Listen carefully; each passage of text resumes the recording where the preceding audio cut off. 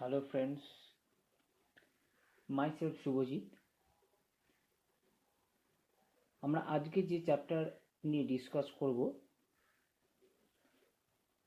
সেটি হলো periodicity in properties, অর্থাৎ classification of elements and periodicity in properties.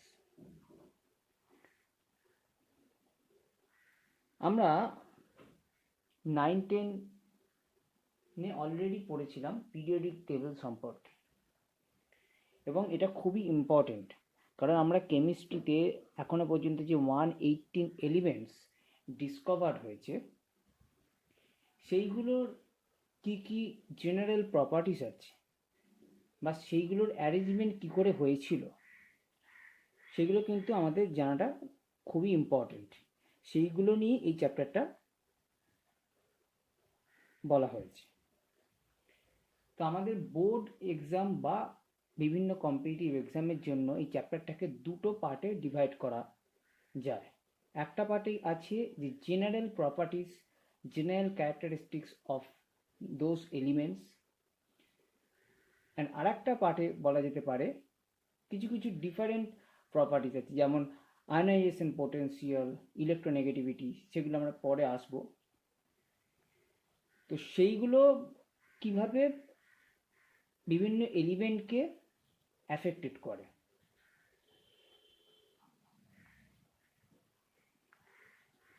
আমাদের এই পিরিয়ডিক টেবিলটা স্টার্ট হওয়ার মেন স্টার্টিং পয়েন্ট ছিলেন একজন সায়েন্টিস্ট, যিনি নাম ছিল ডোবেনেরিয়া।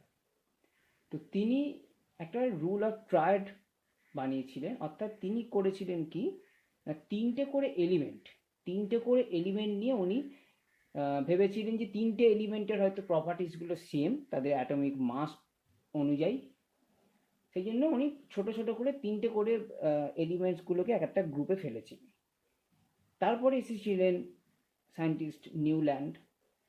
তিনি করেছিলেন কি নিউল্যান্ডস রুল অফ অক্টেভ, অর্থাৎ আমরা যখন কি জেনেছিলাম আগের ক্লাসে অ্যাটমিক স্ট্রাকচার পড়ার সময়, যে বা আমরা 9-10ও পড়েছিলাম যে 8টা করে যদি কোনো সেলে ইলেকট্রন ফুলফিল হয় তো সেই সেলটা বা সেই এলিমেন্টটা খুবই বেশি স্টেবল হয়ে যায়।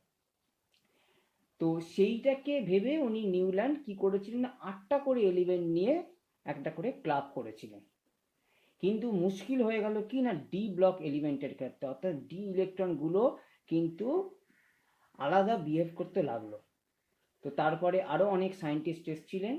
তো অনেক দিন পর ডিমিট্রি মেন্ডেলিফ এলেন, এবং ডিমিট্রি মেন্ডেলিফ টোটাল এলিমেন্টসগুলোকে একটা দারুণভাবে অ্যারেঞ্জ করলেন, যার উপর বেস করে আজকে মডার্ন পিরিয়ডিক টেবিলটা সাজানো হয়েছে। তো ডিমিট্রি মেন্ডেলিফ কি করলেন, আর ডিমিট্রি মেন্ডেলিফ করলেন উনি বললেন যে একটা রুল বানালেন যে বিভিন্ন এলিমেন্টসের কেমিক্যাল অ্যান্ড ফিজিক্যাল প্রপার্টিসগুলো তাদের অ্যাটমিক মাসের সাথে পিরিয়ডিক্যালি রিপিটেড হয়। তো কিন্তু মেন্ডেলিফ কিছু কিছু এমন এলিমেন্টস পেলেন, অর্থাৎ মেন্ডেলিফ যেটা করেছিলেন, মেন্ডেলিফ কিন্তু গ্রুপগুলোকে এইভাবে সাজিয়েছিলেন, অর্থাৎ ধরা যেতে পারে 1, 2 এইভাবে রোমান লেটারে উনি কিন্তু সাজিয়েছিলেন, 3 এইভাবে। কিন্তু কিছু কিছু এমন এলিমেন্টস পেয়েছিলেন মেন্ডেলিফ যাদের হয়তো প্রপার্টিসগুলো কিছু কিছু ক্ষেত্রে সেম, আবার কিছু কিছু ক্ষেত্রে আলাদা। তো ওই জন্য উনি এক একটা গ্রুপের আবার উনি সাব গ্রুপ করেছিলেন, এ বি এক্সেট্রা করে। এইগুলো তোমরা বিভিন্ন বইতে পাবে। তো সেইটা একটা মেন্ডেলিফের খুব বড় ফল্ট ছিল। কিন্তু মডার্ন পিরিয়ডে যেটা টেবিল করা হয়েছে, তো সেইখানে এই রকম কোনো রকম রোমান লেটার ইউজ করা হয়নি। তো কি করা হয়েছে না, মডার্ন পিরিয়ডিক টেবিল বলে গ্রুপ 1 to 18, গ্রুপ হচ্ছে 1 to 18 অ্যান্ড পিরিয়ড হচ্ছে 1 to 7। পিরিয়ড মানে হচ্ছে যেগুলো আমাদের হরাইজন্টাল যে লাইনগুলো আছে, আর গ্রুপ মানে হচ্ছে যেগুলো আমাদের ভার্টিক্যাল অর্থাৎ কলামগুলো। তো গ্রুপ বলা হচ্ছে 1 to 18 অ্যান্ড পিরিয়ড বলা হচ্ছে 1 to 7। এইবার যদি তোমরা যে কোনো বইয়ের মডার্ন পিরিয়ডিক টেবিলটা দেখো, তো সেইখানে দেখতে হবে পিরিয়ড টেবিলটাকে মোরাললেস এইরকম দেখতে। তো আমরা এই S D P and F এর মানেটা কি হলো না, এইখানে এস ইলেকট্রন দিয়ে স্টার্ট হবে, এইখানে ডি ইলেকট্রন দিয়ে স্টার্ট হবে, এখানে পি দিয়ে স্টার্ট হবে অ্যান্ড এখানে এফ দিয়ে। তো আমরা আগের ক্লাসে কি পড়েছিলাম না 1s2 2s2 ইত্যাদি ইত্যাদি দিয়ে আমরা ইলেকট্রনিক কনফিগারেশনটা করেছিলাম। তো আমাদের যদি এখানে ধরা যাক আমাদের ফার্স্ট এলিমেন্ট হচ্ছে হাইড্রোজেন, দেন হিলিয়াম। ওকে, ফার্স্ট এলিমেন্ট হচ্ছে হাইড্রোজেন, দেন হচ্ছে আমাদের হিলিয়াম, অ্যান্ড দেন হচ্ছে লিথিয়াম বেরিলিয়াম ইত্যাদি। তো আমরা যদি লিথিয়ামের ইলেকট্রনিক কনফিগারেশন করি তাহলে আমরা কি দেখবো না 1s2 2s1। বেরিলিয়ামের কি দেখবো 1s2 2s2, অর্থাৎ এইটা যদি গ্রুপ 1 হয় আর এটা যদি গ্রুপ 2 হয় তাহলে আমরা দেখতে পাচ্ছি গ্রুপ 1টা রিপ্রেজেন্ট করছে এই 1টাকে, অর্থাৎ 1s2 অ্যান্ড 2s1 এই 1 ইলেকট্রনটাকে। গ্রুপ 2 যদি হয় তাহলে 2তে কি পাচ্ছি 1s2 অ্যান্ড 2s2। ওকে, তো এইভাবে আমাদের চলতে থাকছে। কিন্তু আমরা যদি দেখি যে ক্যালসিয়াম পর্যন্ত যাওয়া হয় তো ক্যালসিয়ামের ইলেকট্রনিক কনফিগারেশন হচ্ছে 4s2, অর্থাৎ ভ্যালেন্স সেটের ইলেকট্রনে। তো ক্যালসিয়ামের পর আমরা কি দেখি না, ক্যালসিয়ামের পর কিন্তু ডি ইলেকট্রন ঢুকে যায়। যদি তোমরা মডার্ন পিরিয়ডিক টেবিলটা দেখো তাহলে দেখবে যে এইখানে ডি এর 10টা করে টোটাল ইলেকট্রন পাওয়া যাবে, নেক্সট হচ্ছে পি এর 6টা থাকবে। তো এইভাবে সমগ্র পিরিয়ডিক টেবিলটা সাজানো হয়েছে। এবং পিরিয়ডিক টেবিলের একটা জায়গায় দেখবে, অর্থাৎ অ্যাটমিক নাম্বার যেখানে 57 সেইখানে কি করা হয়েছে না, সেইখানে একটা স্টার মার্কস দেওয়া আছে। 57 একটা স্টার মার্কস দেওয়া আছে অ্যান্ড 89 একটা স্টার মার্কস দেওয়া আছে। তো এই স্টার মার্কসগুলো মানে কি হলো না, এর এই 58 থেকে এবং 90 থেকে আমাদের এফ ইলেকট্রন আসতে শুরু করলো। এবং এফ ইলেকট্রনের যেহেতু প্রপার্টিসগুলো পুরোটি আলাদা, এফ ইলেকট্রনওয়ালা এলিমেন্টগুলো, তো সেই জন্য তাদেরকে আলাদা একটা এরকম টেবিল বানানো হলো। যেহেতু 57 এলিমেন্টের নাম হচ্ছে ল্যান্থানাইট, তো তাদের সেই অনুযায়ী এটার নাম দেওয়া হলো ল্যান্থানয়েড। অ্যান্ড 89 যে এলিমেন্টটা সেটার নাম হচ্ছে অ্যাক্টিনিয়াম। তো সেইটার অনুযায়ী এফ ইলেকট্রনের সেকেন্ড পিরিয়ডটার নাম দেওয়া হলো অ্যাক্টিনয়েড সিরিজ। আচ্ছা, এইখানে আরেকটা জিনিস বলার আছে যে এস অ্যান্ড পি এই দুটো গ্রুপকে কালেকটিভলি বলা হয় রিপ্রেজেন্টেটিভ এলিমেন্টস। ডি ব্লকের এলিমেন্টসগুলোকে বলা হয় ট্রানজিশন এলিমেন্টস। অ্যান্ড যেহেতু ডি ব্লকের মধ্যে এফ ব্লকটা ইনার্ট হয়ে আছে সেই জন্য এফ ব্লকটাকে বলা হয় ইনার্ট ট্রানজিশন এলিমেন্টস। আমাদের যেটা লাগবে সেটা হচ্ছে জেনারেল কনফিগারেশনগুলো আমাদের লাগবে বোর্ড এক্সামের জন্য বা বিভিন্ন কম্পিটিটিভ এক্সামের জন্য। জেনারেল কনফিগারেশন হচ্ছে NS12, এটা হচ্ছে এস ব্লকের ক্ষেত্রে। ডি ব্লকের ক্ষেত্রে হচ্ছে N-1, D1 to 10, NS12। P ব্লকের ক্ষেত্রে হচ্ছে NS2, P1 to 6, NP1 to 6। And F ব্লকের ক্ষেত্রে হচ্ছে N-2, F1 to 14, দেন হচ্ছে N-1, D0 to 1, and then হচ্ছে NS2। এইগুলো মানে কি হলো, এই এন এর ভ্যালুটা হচ্ছে পিরিয়ডের নাম্বার। যদি আমরা সাপোজ যদি আমরা আয়রন দেখে নিই, ওকে, তো আয়রনটা আমাদের কোন পিরিয়ডে আছে না, আয়রনটা হচ্ছে 4 নম্বর পিরিয়ডে। তো আমরা যদি এখানে যদি N4 বসাই তাহলে কি পাবো না, এটা হচ্ছে 3D, আয়রনের ক্ষেত্রে হচ্ছে 6 অ্যান্ড 4s2। তো আয়রনের কনফিগারেশন কিন্তু আমরা সেটাই পাই। তো অর্থাৎ এন এর ভ্যালুটা হচ্ছে পিরিয়ডের নাম্বার। এবং এখানে আরো কিছু কিছু আছে, যেমন গ্রুপ 17কে বলা হয় হ্যালোজেন গ্রুপ 18কে বলা হয় নোবেল গ্যাস গ্রুপ ইত্যাদি। এরপরে আমরা যেটা যাবো সেটা হচ্ছে কিছু আইউপিএসি নোমেনক্লেচার আছে।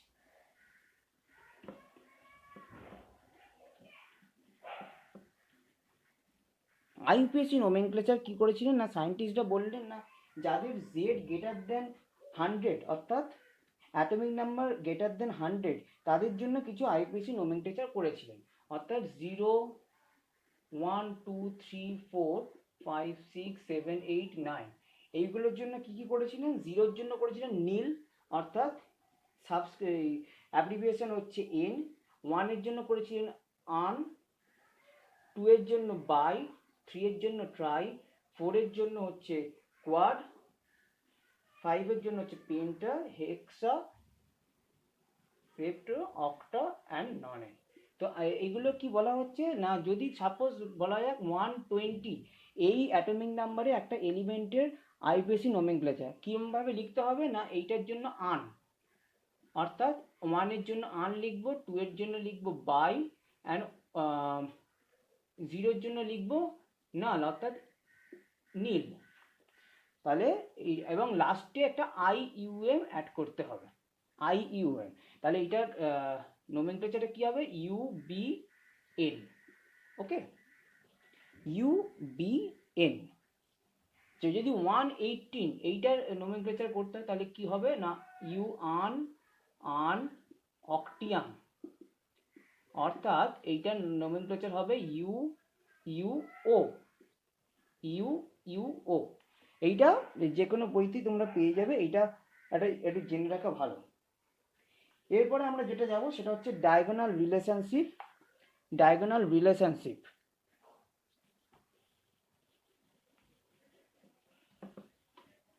অর্থাৎ পিরিয়ড 2 এবং পিরিয়ড 3 যদি আমরা দেখি এবং গ্রুপ 1, 2, 3, 4 এই যদি চারটে কম্পাউন্ড আমরা নিই, অর্থাৎ lithium, beryllium, boron and carbon, আর এইদিকে যদি নিই সোডিয়াম, ম্যাগনেসিয়াম,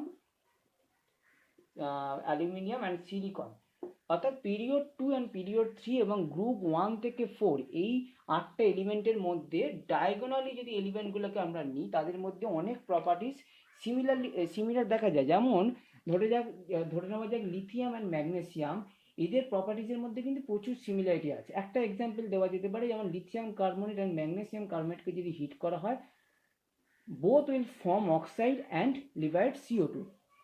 তো এইভাবে আমাদের এইটাকে বলা হচ্ছে ছোট করে diagonal relationship.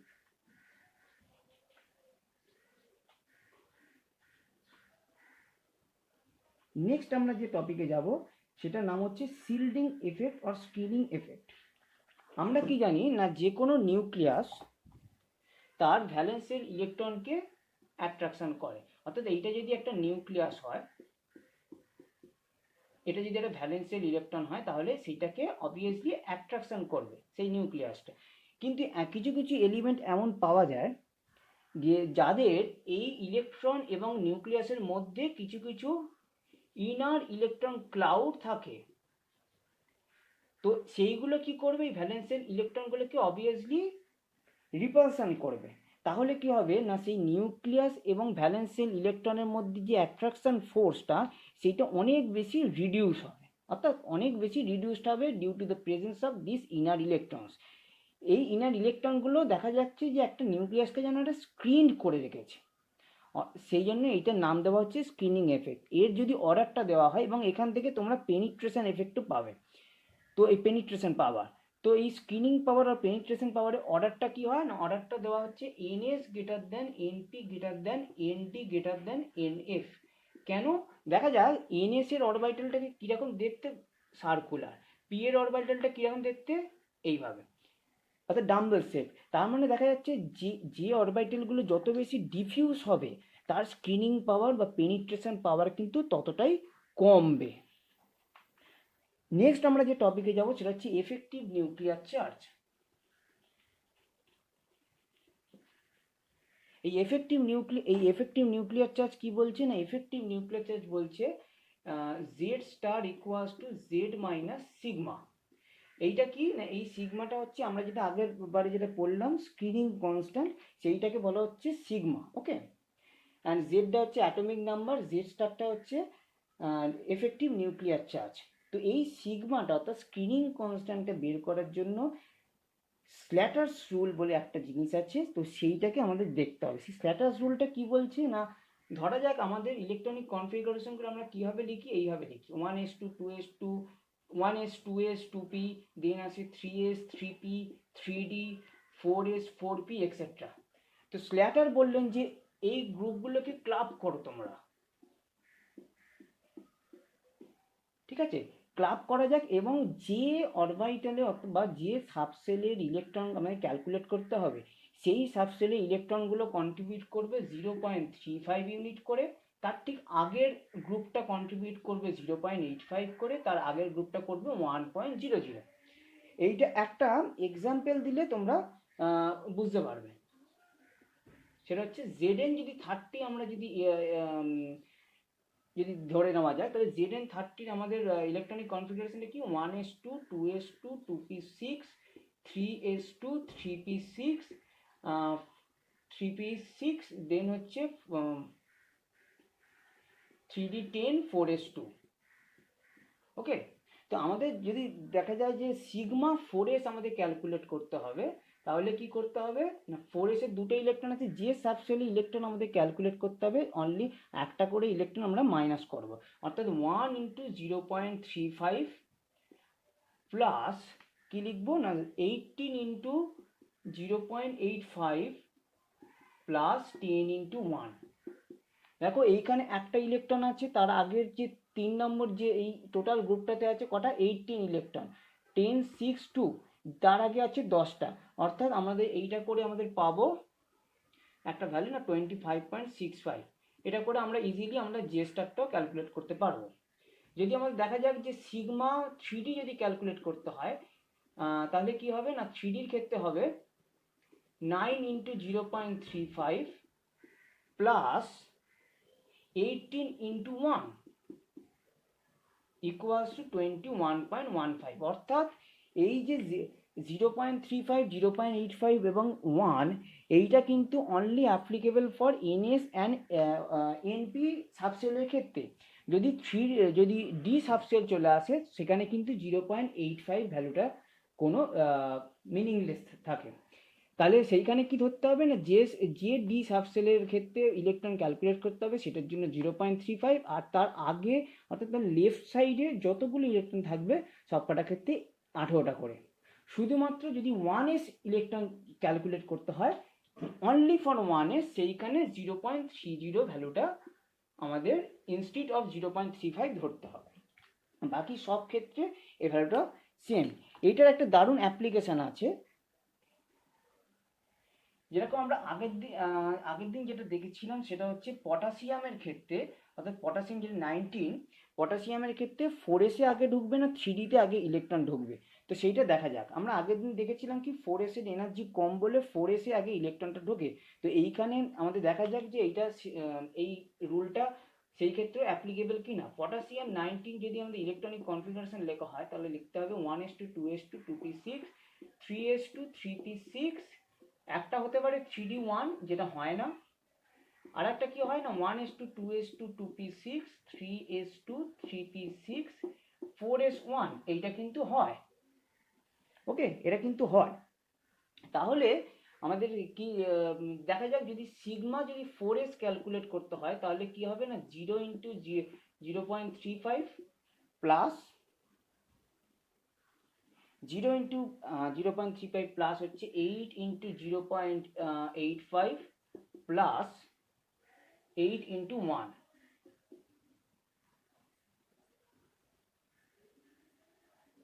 Sorry 10 into 1।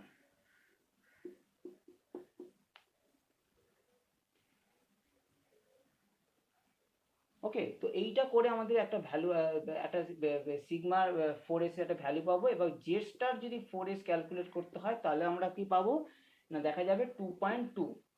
Sigma 3d যদি আমরা ক্যালকুলেট করি তাহলে আমরা কি পাবো অনলি ডি এর ক্ষেত্রে 0 ইন্টু 0.35 প্লাস কি পাবো না 18 ইন্টু 1, অর্থাৎ এটার ভ্যালুটা পাবো 18।